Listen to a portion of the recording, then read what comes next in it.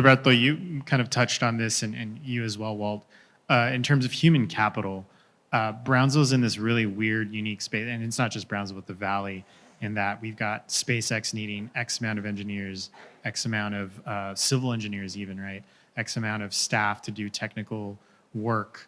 And at the same time, we have the port that's blowing up that also has that need.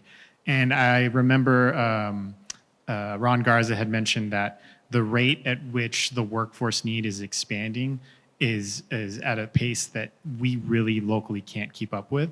So just kind of with that in mindset, what would you say, or what do you think we need to do to kind of embark on that and facilitate it to where our own local people are able to kind of fulfill these roles in the next 5 to 10 years, as opposed to having to kind of open up these positions to others outside of the community? So just quickly, you mentioned that we can't keep up with it. So I'll disagree with that comment, because I was up in Central Texas. They can't keep up with it. Right. The growth that they're having, and they just can't move people in fast enough. Hence, there's a reason why the San Antonios are starting to visit the Valley for these partnerships. Well, they want our workforce, because we have a lot of people here that are still very employable. So we're still able to keep up. However, that being said, it's for us to lose, right? I mean, we want to be able to retain as many as we can for these forward-thinking companies. I mean, we already have, well, I think you all get tired of me here saying this, hearing this from me, but we have a project that we can't, disclose many details on that is going to require, again, more human capital that's forward-thinking, right? So we're seeing that already. Later on today, I've got a meeting with principals of the local school district to discuss expanding their CTE program specifically to address this. And CTE has now become so much more important than in previous years or previous decades. And I'll go back to when we first started working this project. We first started working SpaceX, and we were talking, and and Brownsville was a very different city back then. And we're like, well, we don't have rocket scientists. That's when I discovered, Dr. Janae's back there, that we had an astrophysics program at UT, then UTB, right?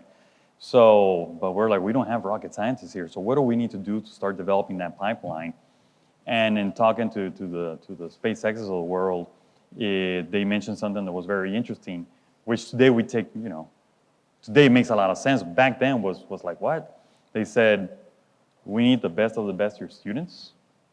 What you need to push for in your local school districts is STEMs.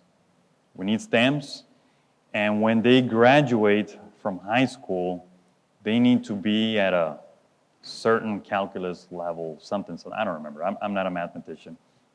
I'm not a rocket scientist either, but it was pretty high. And then on top of that, when they graduate from a university, we need them not only to be able to know all the engineering stuff, but they need to, what you said, work with their hands. I'm like, okay, what does that mean?